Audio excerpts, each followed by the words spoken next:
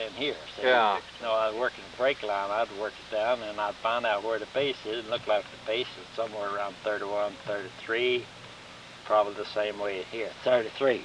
Mm-hmm. So I'd work down to that base brake line at 33. Well, when you're on a steep break where, like I'll run up into weeds and then... His tooth, a lot of the stuff that I saw was a shallow brake line, a shallow drop-off. Right. Break down. Shallow drop. That's very difficult. First place is that the drop-off is too shallow for much migration of good fish. So that means most likely you could go along the drop-off, maybe with one lure, but the bottom brake line of that drop is your marker. That's the one where they'll be. All over the country. In our reservoirs, they say the TV chain, 2,000 miles long, most all of them at the bottom brake line where they're taking all the fish. Comes up here and it breaks too shallow. You say, if I'm working a reservoir, and I say, how are you going to work this lake out? Where would you start? I'll start down. Then I'm looking for structure to see what makes this lake tick. They'll ask me, well, how far up the lake do you go? Well, I'll work up the lake trying to work this reservoir out till I get to 30, 35 feet in the channel.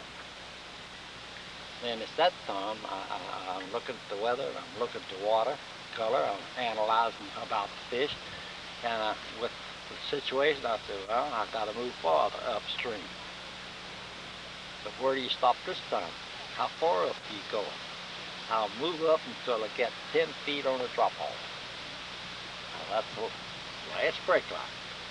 When I get there, and I haven't worked out the lake, I don't go beyond that point unless I got a current.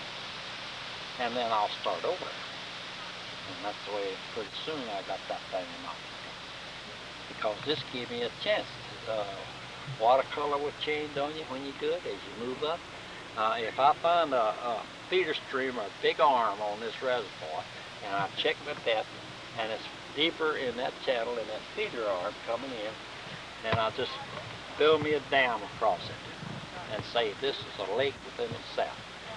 And the whole structure situation has changed.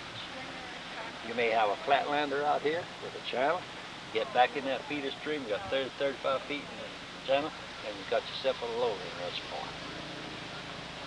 So in those things, after a while, you can drive around that lake and just recognize what it is, where you're going to fish, where you put it along the boat. And it teaches you a lot, that reservoir will. A natural lake is pretty well cut and dried, but good old reservoir, boy, it'll teach you something. 35, 33. Down 33. Yeah. I think the problem I have is I'm relying on my depth sounder too much, and when that depth sounder says I'm going too shallow, then I want to turn instead of waiting for my lure to You're tell me. too abrupt. That's what I saw guys here, but that's what I ran into with Mitch. He's too abrupt, and his lure was hardly ever in position.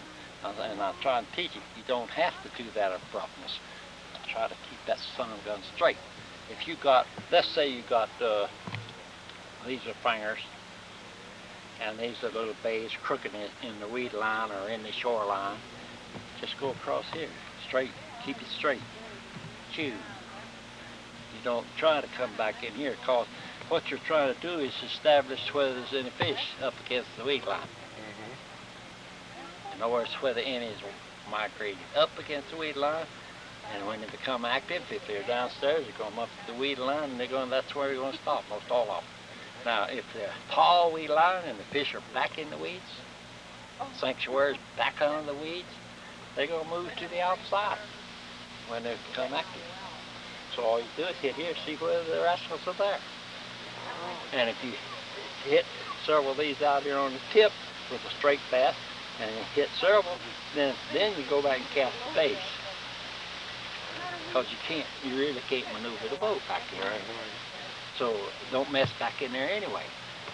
If it's any back in here, don't worry, it'll be some of the tips. And just a straight trolling back. Where Mitch was having a little trouble was a bar, tall weed line on a bar. And here again, I told him, you're trying to maneuver contours. It won't work. You got to keep your pass straight. Here's a tall weed line, a bar, tall weed line. Okay, you come right across the end. Check it. You drop a marker first? Well, yeah, you can throw a marker right up at the end of the weeds, Okay. so it follow in the weeds or the tall weed. So you know. Just something to give you reference. I'll throw one. Okay. Okay, throw one here. Make the pass straight. Bing. Because if it's good movement, there'll be some right there from the bar. Mm-hmm. You're not on the bar yet. We haven't worked that bar, but we're going to work it in just a few minutes. If it'll roll here and make a boom. About halfway down the weeds? Just right down at the base. At the base of the First weed. pass, you could take, say, and hit halfway down. Okay. Just make the pass. You don't have to stack. Because Oh. they're active. Just come on right here, maybe with a 250 or something like that. Now, Just to check a little shallow. Or even a short line 200. You could use a 500 if you want to, but go down about 6-8 feet. That's it's And good. just check it. Mm-hmm. Then go to the base. Okay. Because I'll tell you why. When the fish move up to hit the base first, the bottom break line. So I'll make this next pass, say that put on my big lure and I'll hit bing at the bottom. Keep it straight. Now let's say that the fish have moved up on the bar, or they're halfway up on the bar, or they've come up and hit the end and migrated down the side. Straight pass is the only way you can do it. Bing. Get in the bar, bing, right down that base break line. Swing around. I'm going to hit this bar again. I'm working down here. I come right down the side right there. I swing around and I'm going off. I'm going to get her walking if I can, and I'm going to walk right down that bar. Now I'll swing around, come right down my base here, and we'll get her walking here and walk right down that bar. Well, you've got 5 passes. You don't catch any fish, go somewhere else. But don't try this maneuver and trying to follow that. Keep your passes straight. If you don't keep them past straight when you get deep, you'll never know the shape of this bottom out here. If you try to find contours out here, you'll never know what's out there. But by making the passes straight, and so here you know exactly where the contact point is, where the sharper breaks off, the whole ball of wax by keeping it straight. But if you try to do it with trying to follow contours, I watch them. Here's a nice clean bar, and here they're coming down there. They got their head buried in the depth side. Come around here and they make a perfect pass. They make a perfect pass. Right on around, come right on down here. Here comes the lure right over dry ground in here, right down the side. If you see that happen. Yeah, many times I've seen a guy with a depth sighter coming around this bar, and here's another one coming up here, and both of them got their mouth, their head buried in the depth sighter. They don't even know either one's around till they hit. And a lot of times they got them buried, and I watch it. Here they come, and just bingo, right, hit the shoreline. You've got to look at the terrain. Down in Florida, we have fellas working break line. He doesn't watch the terrain. And he's following that so close that he's supposed to, he don't know which way is shallow and which is deep. And when he gets through, he looks up, he doesn't even know where he is in the lake. You've got to constantly, just all the time, constantly look at that shoreline. Look at the stuff above the water before you start a real interpretation of what's downstairs. If you don't watch it, you'll never learn, get to the point where you'll understand by looking at the terrain what's downstairs. So you've got to constantly be looking at the terrain as you're running these structures.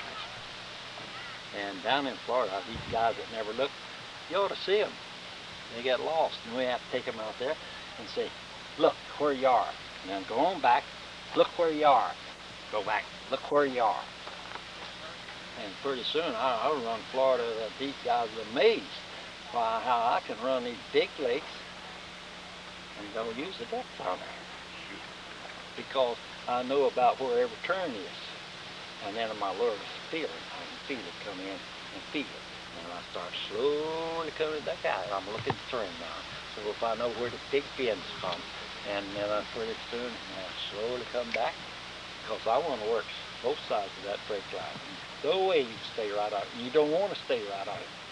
Slow, slow. Come back and slow. Slow. No problem. If you're buried in that depth on it, and you have this abrupt change, you're all over the lake. Your lure's always out of position. Take it easy. You don't have to be, your boat doesn't have to be right on the money. It's the lure that counts, where the lure is. But you want your lure right. So, but you slowly, you don't know whether fish are on this side of the brake line or up on it. That's the boy in Florida, you better establish where they are. And some of them, a lot of them, you got to establish where they are. So how do you do that? I'll give that in the first part. When you're working the shallow, following contours. Slowly, slowly, slowly. I do the same thing on a deep brake line. Just keep it turned slow. I'm not talking about speed, I'm talking about the maneuvering of the boat. And then it makes it easier. I see guys fighting that tiller, trying to stay on the brake line. Oh, just take it easy. If you get up on it, so what? You get back on it. If it's a good brake line, whether they're here or there or here, you're going to pop them. You're going to locate them that way. But if you're trying to jerk around, I don't know where my lure is. It's up here, isn't it? So tiller, your tiller wants to be kind of slow. Don't worry about staying exactly on the money. Then this way you can establish where they are. Whether they're here, right on it, or below it, right outside of it. That way. Somebody check that hole. Then these fish, you can locate where they are. You say though, in the deeper water, they're pretty dormant, more so than up a little bit higher? Yeah. They can be, the guideline will tell you they can be so deep or so dormant that they're almost impossible to catch. Mm-hmm. But you and I are saved due to the fact that they're not in this state all the time. Once or twice the average day, they will become active and may move toward the shallow. How far they go is controlled by the weather and water. But during this activity period, you can pop them. Now let's say that you've got an area that looks good, and you don't catch any fish in it. Someday you're out here, and all at once the fish become active. The mistake is made. You like that area, but as soon as the fish become active, say right here, right here, right here, just scoot down here and check that out. Oh, go to the better structure. It's a good structure that hasn't produced. But by having activity period, don't worry about that. If these fish become active here, so does these, so does these, so does these. And so you're going to have to establish this, and in order to get down in here where the best place, down in here in the sanctuary depths, is during when the activity period occurs. A lot of times the activity period will occur, I've been down to 80 feet. An activity period occurred, I caught them, didn't last long, but no migration. And in Lake Mead one time I went to 125 feet before I got the first bass. It's pretty deep. So you're better off fishing shallow to find when the activity period is, then go to the structures you've mapped. Not necessarily. Find a good structure. Yeah. And then, don't expect them to be in under 8 or 10 feet, you know, where it's a good bar. You put it this way. Here's the guideline that I use, and it's in the book. The sanctuary depth will always be below 20 feet if available. mm-hmm.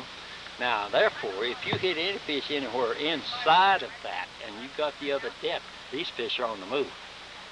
See that little key that you have? And when you hit them, say at 18 feet, go check the areas that you want to see if they're moving there. Deeper. Because I like 17 to 18 because it's inside that 20 feet. But if I don't hit them, I'll go below that. I'll just keep going.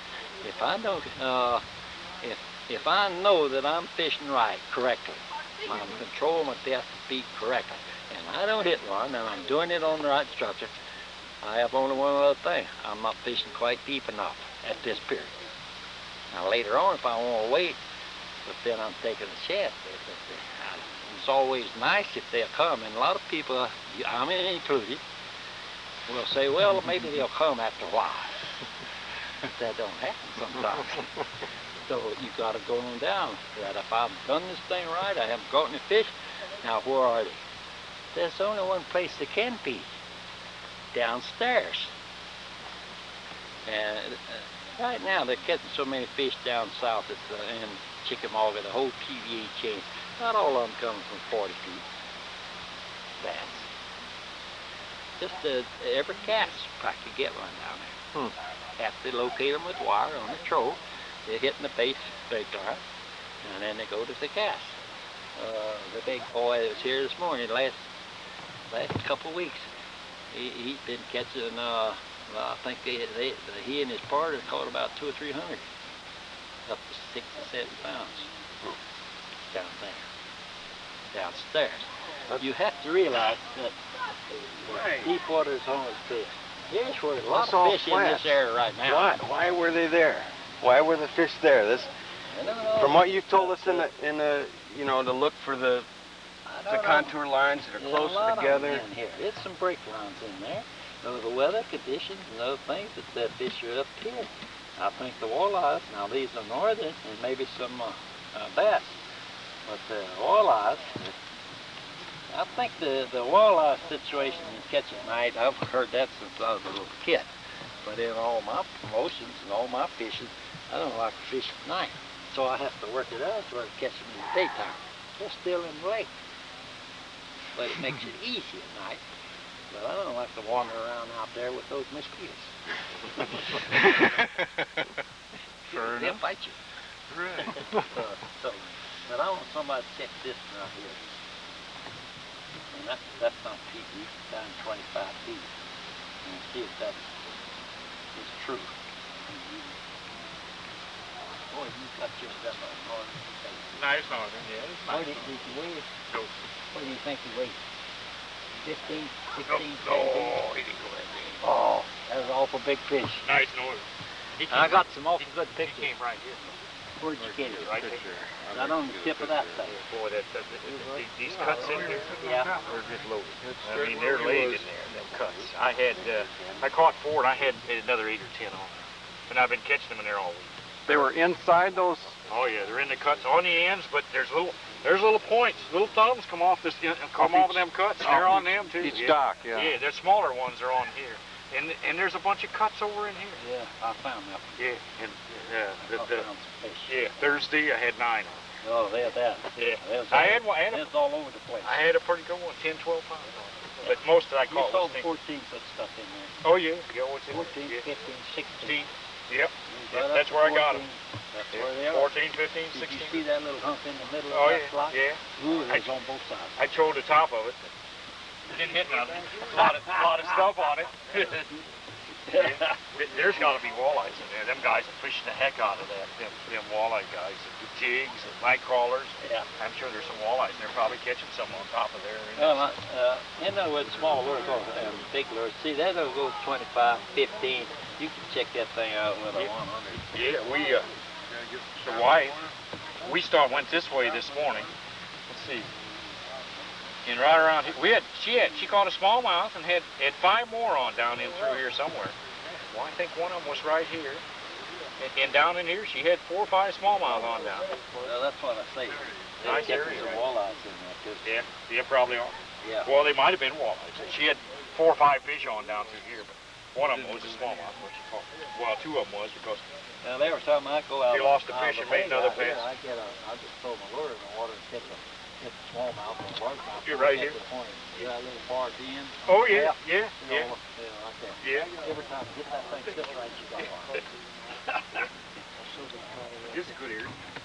Fish down. There's kind of a break line Yeah. on the outside out here on the points at 17 feet. And then as you get back in, it's about 15 feet. And then I'd work my way up 15 feet. Then I turn around, and if I hit one, I turn around and come back. Of course, when I go around this way, you know, I have to come back and hit this side again to make sure I hit it right. Did you do anything on that one right there? Yeah, that's where I got the best one right there. That's where I got that one this morning right there. That's my favorite And so, place right there. and so when I didn't see it. when I had That's when we saw him catch. Keep the tail from That's dragging what, it around. yeah, we were just when I had the deep water out this way, you know, in my boat over the top, and I run 15 feet and I run 9 layers, and it just took that wood down there, you know. Just took that wood. Well, you're more than ticket, you get hung too, you know. But boy, the fish is in there. I mean to tell you, that thing is got the northerns, and when they get active, boy, you can have them all. They're not all big, but they're sure a lot of fun. They sure pop. Have you fished? Yes, it is. Have you fished the area before? I didn't No, think first you time. have. No, this is the Previous first time. rest. I did get down in here, and there's a lot of fellas been working this down in here. And a lot of fellas working that, so I just stayed kind of down this end. But we did get down in there this morning. The wife and A lot I of people working back A lot of people back in there. We was back in there too. So A lot of northern back so what we did is we just came back, and there's only a couple bass fishermen in bass boats there, and about 10 o'clock, the clouds come, and that's when they went this morning. That's when they started. Okay, where are we at right now? We're Over here, someplace over here. no, we're over here. Okay. Oh, okay. Then it is right straight Yeah, across. yeah, it is right through the This area they fish at night. Walleyes, I bet, yeah. Too. They in here. I must have spent about a month out here. I thought it was upside down. Walleyes got one, right here. Yeah. Like Okay.